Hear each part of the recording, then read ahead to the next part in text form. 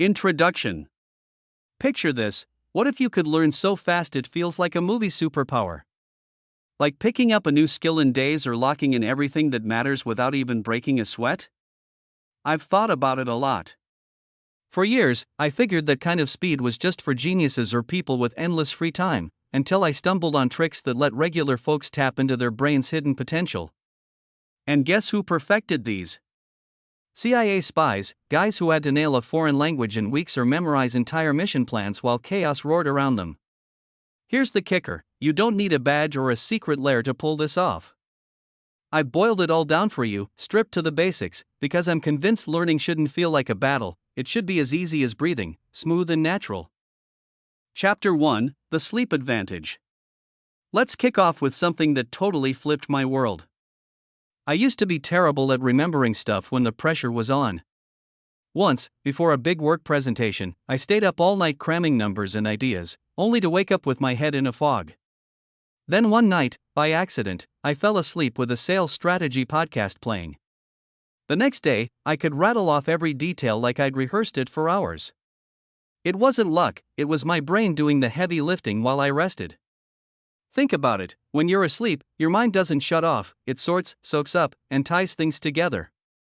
CIA spies leaned on this. They'd play soft recordings to embed info while their bodies chilled out, like downloading an update overnight. For you, it's a breeze. Grab something you want to lock in, maybe a vocab list, a project outline, or those biology terms you keep forgetting. Before bed, throw on some calming sounds, like rain or gentle waves, and let the material play quietly. Don't push it, just let your brain take over as you drift off.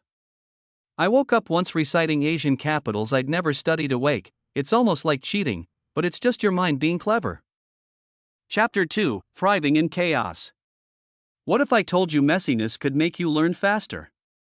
Growing up, I was obsessed with order for studying. My desk had to be spotless, the room dead quiet, or I'd flop. But life had other plans. I moved into a place where the street outside was a non-stop symphony: honking cars, revving engines, people yelling. At first, I thought I'd lose it. Then I noticed I was retaining stuff quicker than ever. Why?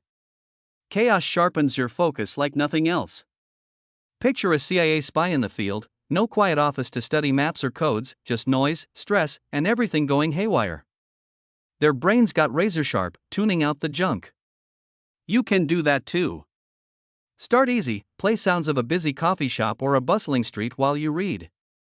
Then crank it up: turn on a radio station you don't even like or pretend someone's banging pots nearby.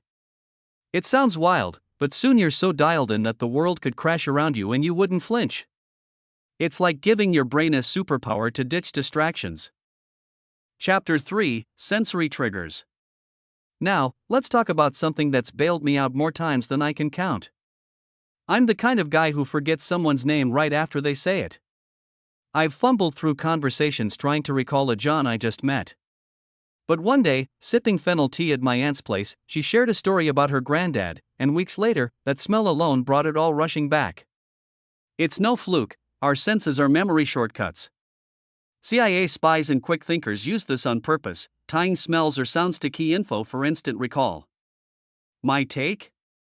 When I had to nail a speech, I played a mellow jazz playlist while practicing. Days later, just hearing that saxophone brought it all back like magic. You can do it too. Pick a scent: mint for one thing, vanilla for another, and use it while you study.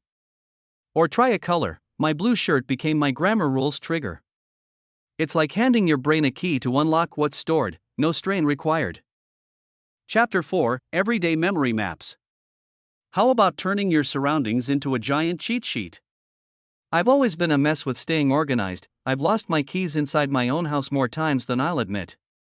But one day, scrambling to remember a to-do list for tomorrow, I pictured each task in a spot: coffee on the kitchen table, a phone call by the front door, a report by my bedroom window.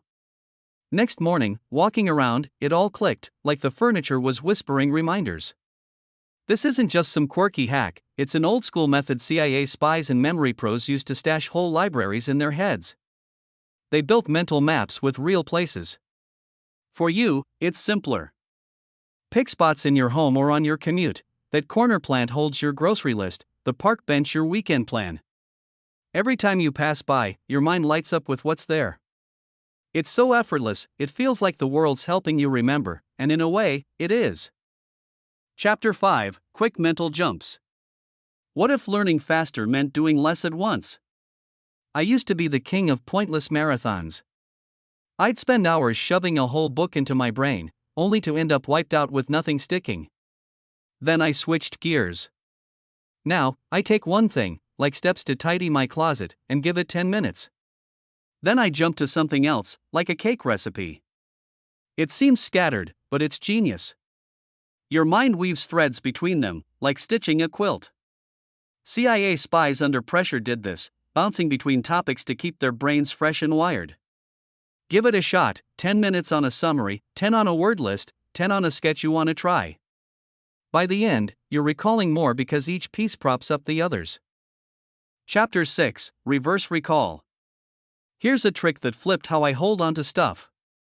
I used to review notes forward, over and over, and still blank out when it mattered, like forgetting a friend's birthday right after writing it down. Then I tried going backward.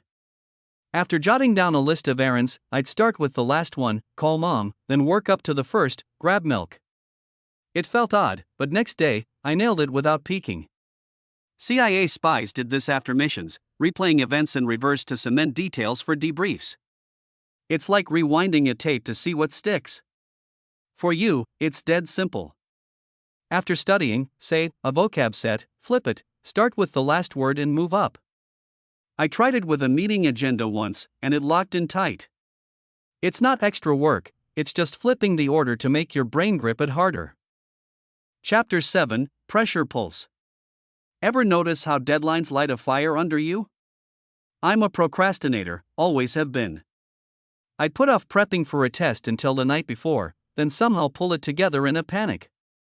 Turns out, that last-minute rush wasn't dumb luck, it was my brain kicking into gear. CIA spies thrived on this. Tight timelines forced their minds to latch onto intel fast. You can use that spark without the stress spiral. Set a quick timer, 5 minutes, and race to memorize a chunk, like 10 key terms. When it buzzes, stop. Rest a bit, then do it again. I did this with a pitch once, 5 minutes to lock in stats, then a breather. By round 3, it was glued in my head. It's minimal because you're not grinding, just pulsing short bursts to wake your memory up. Chapter 8: Echo Linking. Let's try something quiet but powerful. I used to talk out loud to memorize, like repeating lines for a play, but it got old fast, especially with people around. Then I switched to whispering in my head. After reading a fact, like Paris is France's capital, I'd silently echo it: Paris. France, capital, linking each piece. Next day, it was there, no notes needed. CIA spies did this in the field, mentally repeating intel to tie it together without a sound. You can too.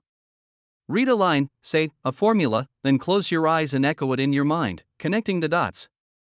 I used it for a grocery run: bread, milk, eggs, and it stuck without a list. It's low-key, no tools, just your brain looping it tight. Conclusion. This is all about learning fast without burning out. Whether you're a parent juggling kids' schedules, a student chasing grades or acing tests, or just someone who wants to nail something new without flipping your life upside down, these tricks are for you. No fancy tools or lost hours, just a lighter way to let your brain shine. If this sparked something for you, drop a comment below with what you're dying to memorize. I'll help you simplify it. And if you know someone stuck in old-school study ruts, share this with them. Life's too short to overcomplicate, let's make learning worth it.